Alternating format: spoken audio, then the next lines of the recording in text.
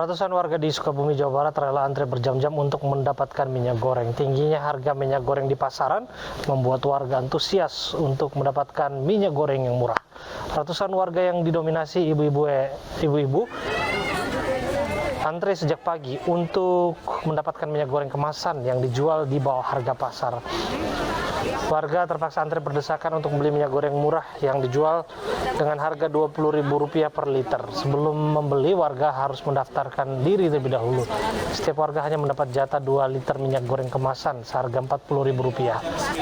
Harga minyak goreng kemasan yang ada di pasaran saat ini nilai cukup tinggi, yakni mencapai Rp48 hingga Rp50.000 per 2 liter. Murah ya daripada di pasar lain gitu. Di pasar berapa, Bu? 28, ada yang 48 ya. Ya kalau yang 2 liter. 2 liter. Ya. Ada juga yang 50. Kalau di sini kan namanya pasar murah. Ibu nunggu berapa jam Bu sampai dapat? Sampai dapat ini baru dapat. Hampir 4 jam ya? Hampir. Pemirsa, Partai Demokrasi Indonesia Perjuangan menggelar demo masak tanpa minyak goreng. Demo ini digelar usai maraknya kritik publik terhadap pernyataan Megawati Soekarno Putri soal minyak goreng.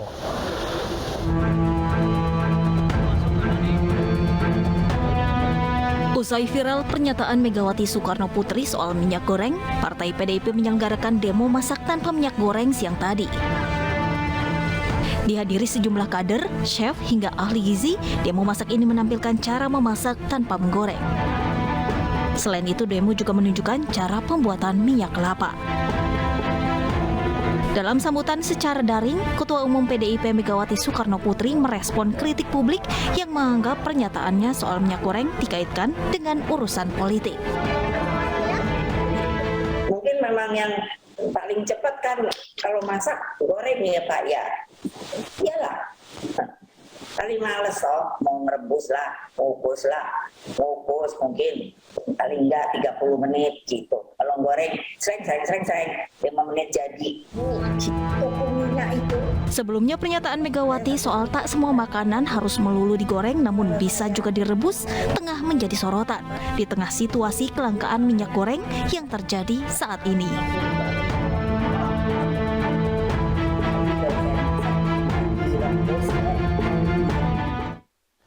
Apa pesan politik yang dapat dipahami dari pidato Ketua Umum Megawati Soekarno Putri mengenai kelangkaan minyak goreng hingga digelarnya demo masak tanpa minyak goreng? Kita akan bahas bersama dengan analis komunikasi politik Lely Aryani dan juga pengamat politik Adi Praitno.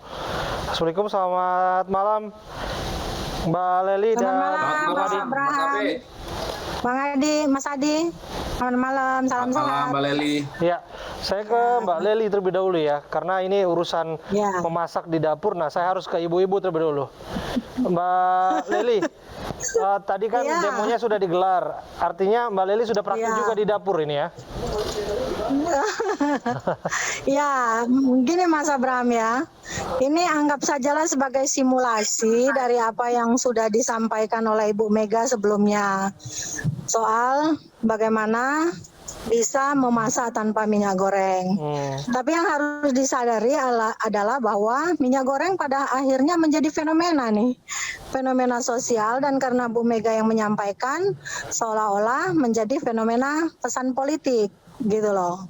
Nah, masalahnya lagi adalah bahwa kan pesan politik, komunikasi politik itu kan saat ini tidak lagi bisa dikonsepsikan sebagai sebuah pesan komunikasi yang bersifat linier. Jadi sederhananya apa yang Anda ingin sampaikan? Pesan apa yang Anda tangkap dari demo memasak hari ini yang disampaikan oleh Ketua Umum PDI Perjuangan? Iya, saya katakan tadi pertama bahwa ini adalah Bu Mega ingin mensimulasikan apa yang pernah dia sampaikan tentang bagaimana memasak tanpa minyak goreng. Tapi kan saya bilang fenomena minyak goreng menjadi fenomena saat ini. Karena kalau ingin merubah pola budaya masyarakat yang ingin jauh dari minyak goreng, itu terasanya tidak mungkin bisa dilakukan dalam sekejap. Apalagi emak-emak gitu kan. Nah, yang menjadi masalah lagi soal minyak goreng ini bukan hanya soal pola budaya masak, makan makanan yang tanpa digoreng, tapi juga ini menjadi mata pencarian orang, misalnya penjual gorengan gitu kan, terus orang-orang yang berkepentingan dengan minyak goreng. Kalau soal budaya, mungkin kalau orangnya seumuran saya, bukan seumuran Mas Abraham atau Mas Adi, saya seneng nih ada pesan seperti itu. Karena kolesterol saya juga bisa diukur akhirnya misalnya ya. Nah, tapi bagi mereka-mereka yang katakanlah yang mengkonsumsi minyak goreng itu kan bukan dari kalangan terbatas seperti orang-orang yang sudah tidak lagi boleh menyentuh minyak goreng. Tapi memang pesan Bu Mega dia mengatakan dari awal itu harus dibangun kesadaran untuk bisa makan tanpa minyak goreng. Esensinya bukan di sana sebenarnya menurut saya. Saya bergeser ke Bung Adi. Bung Adi, menurut Anda efektif tidak cara pesan komunikasi yang disampaikan melalui demo masak tanpa minyak goreng, mengingat keadaan saat ini di tengah masyarakat betul-betul merindukan kehadiran minyak goreng? Ya tentu ini tidak efektif ya Mas Abraham, karena kalau bicara tentang substansi sebenarnya tidak ada soal bahwa mengurangi ketergantungan terhadap minyak itu tentu adalah pola hidup yang sehat yang mestinya bagus ya buat kita semua. Tapi kalau kita membaca konteks ini tentu tidak sensitif terkait dengan persoalan yang dihadapi oleh masyarakat secara umum. Ketika misalnya minyak goreng itu langka, sekalinya ada kemudian dengan harga yang cukup tinggi, tentu menjadi pertanyaan bagi publik. Kenapa tiba-tiba harus mengalihkan persoalan minyak goreng yang penting ini menjadi persoalan rebus-merebus ya. Mestinya ada pola komunikasi yang ini linier, tidak terputus. Kalau dibicarakan secara simultan, misalnya PDIP itu mengatakan di tengah upaya-upaya untuk membentuk pansus misalnya, bikinlah pansus di DPR menginvestigasi soal kelangkaan dan harga-harga minyak yang kemudian tinggi. Pada saat yang bersamaan masyarakat itu secara perlahan diedukasi untuk mengurangi ketergantungan terkait dengan minyak goreng, merebus untuk hidup sehat. Saya kira kalau itu yang disampaikan tidak terputus model komunikasinya, saya kira demo memasak yang disampaikan oleh teman-teman PDIP itu akan mendapatkan sambutan yang luar biasa. Yang menjadi ramai itu seakan-akan demo masak ini ingin menimpali isu minyak goreng yang kemudian menjadi alat untuk menyerang pemerintah. Semacam satu noda titik hitam yang kemudian menjadi tidak bagus gitu ya di tengah tingkat kepuasan publik terhadap Jokowi yang cukup luar biasa.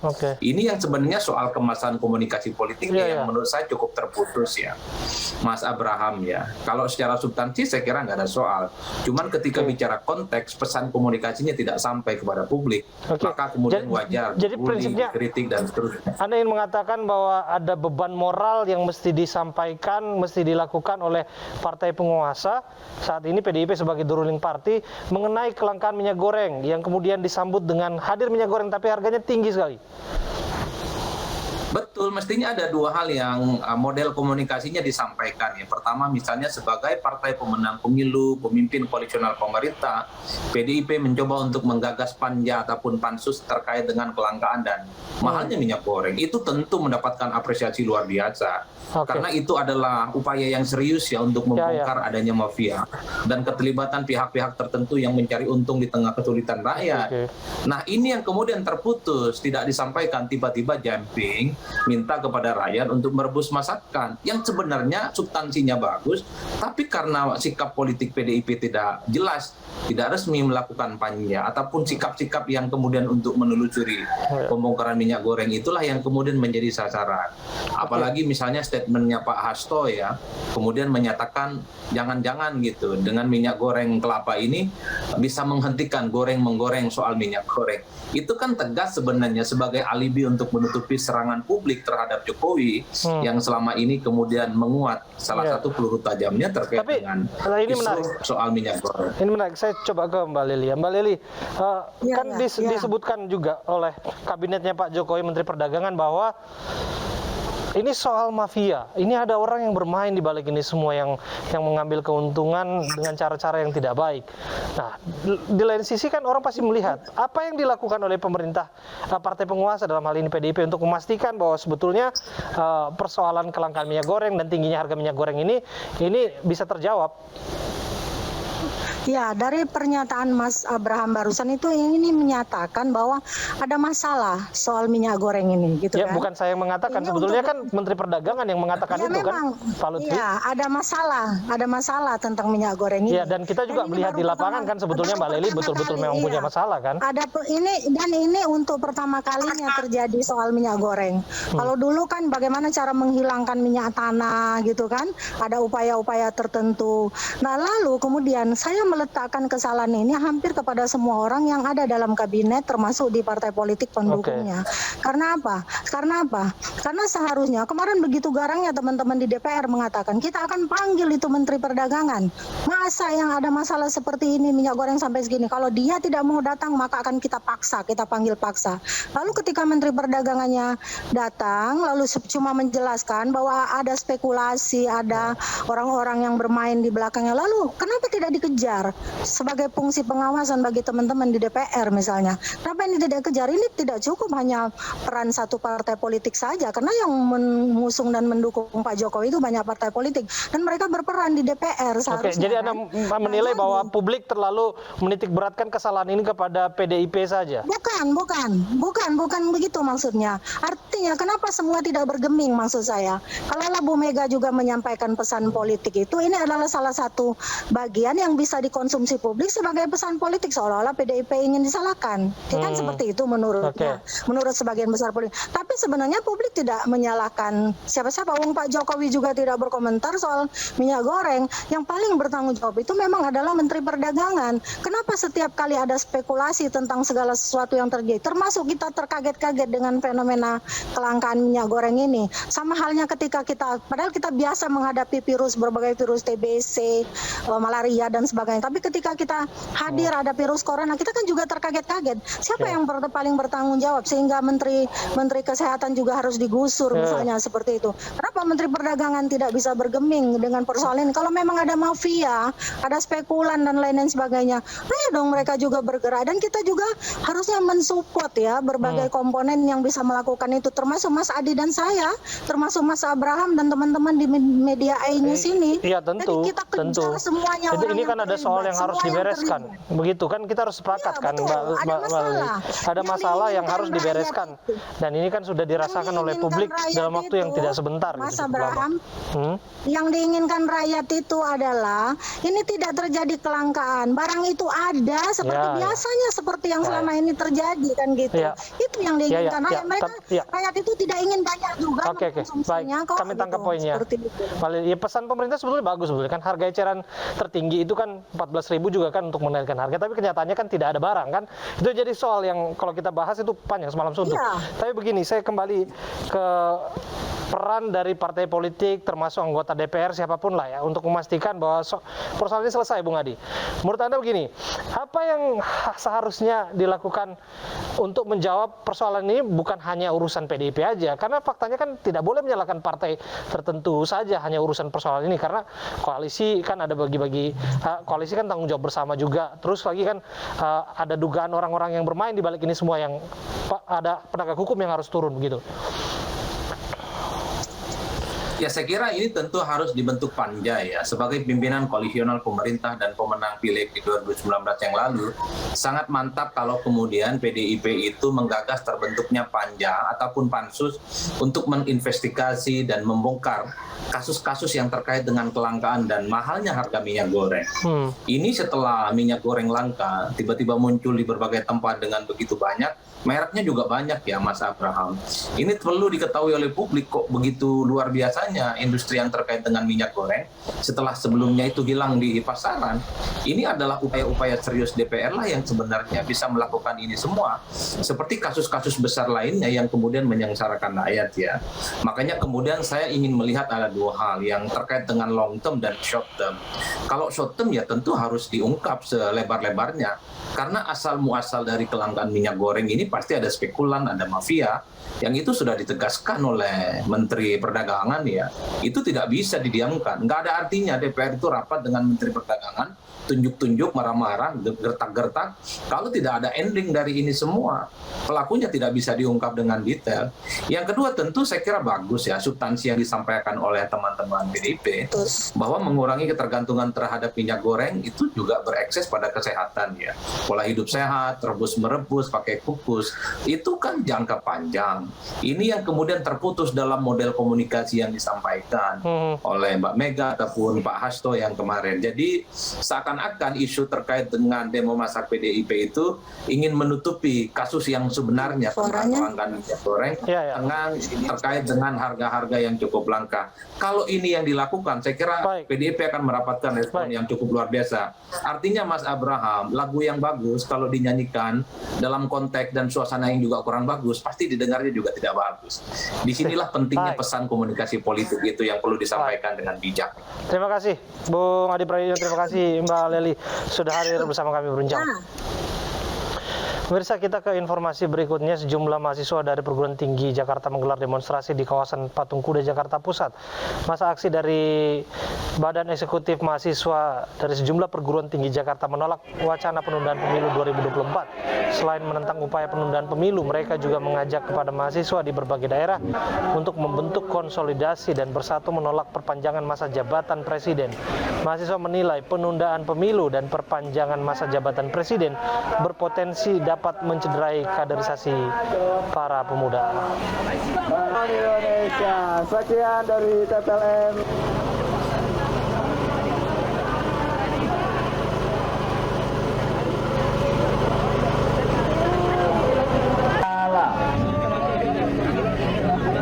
Angka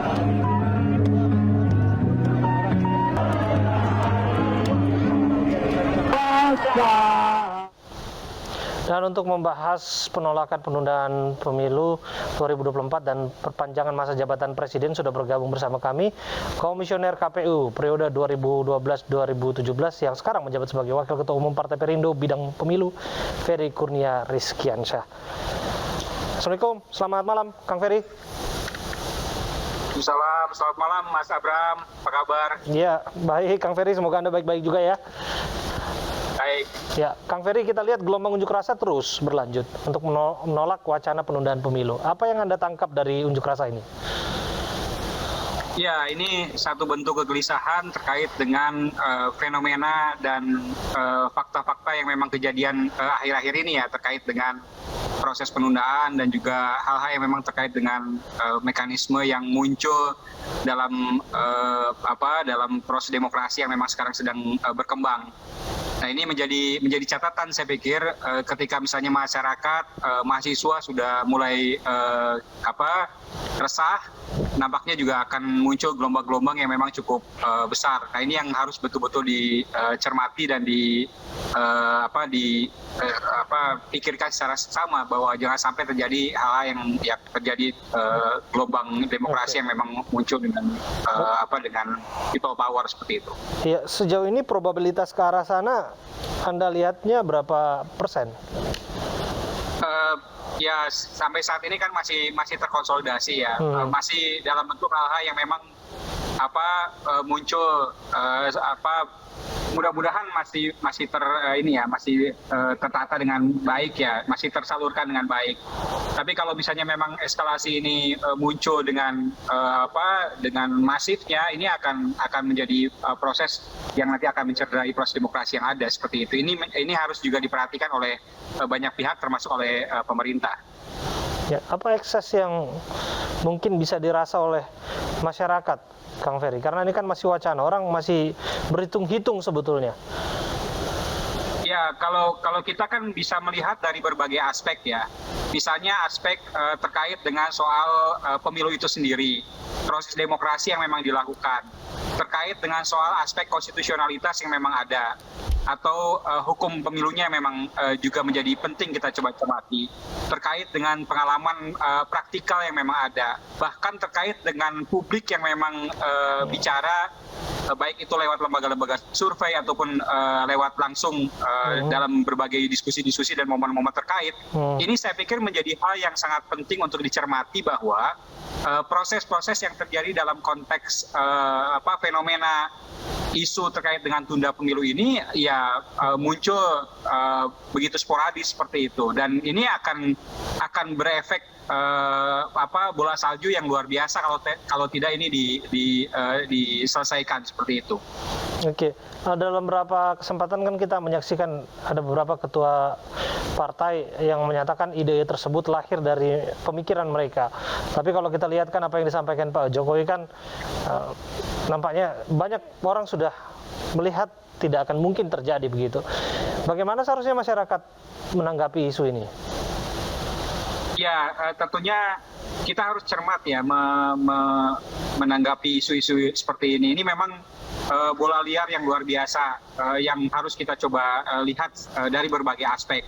Nah, tentunya kita berharap masyarakat tetap mencermati secara lebih wise, lebih kritis tentunya, tapi tetap harus juga mencermati berbagai hal-hal yang memang ada. Jangan sampai proses ini juga nanti akan muncul tidak terduga, yang itu masyarakat tidak paham dan tidak tahu sama sekali. Nah, ini yang harus betul-betul dicermati dan diwaspadai oleh kita semua. Nah, oleh karena itu kita berharap bahwa dengan penguatan informasi-informasi yang ada, transparansi informasi yang ada, bahkan terkait dengan soal aspek kepemiluan yang memang penting diinformasikan oleh para penyelenggara pemilu, ini juga harus diupayakan seoptimal mungkin dan semasif mungkin supaya masyarakat bisa paham bahwa ternyata memang pemilu itu ada kurun waktunya, dilaksanakan secara beradab, dan ini adalah satu proses pergantian yang cukup smooth seperti itu. Nah, ini yang harus juga dikedepankan oleh para elit seperti itu, termasuk oleh partai politik. Baik, terima kasih Kang Ferry Kurnia atas waktu Anda berbincang bersama kami. Dr. Terawan Agus Putranto dipecat dari keanggotaan Ikatan Dokter Indonesia. Ini Prime kembali usai jeda untuk Anda.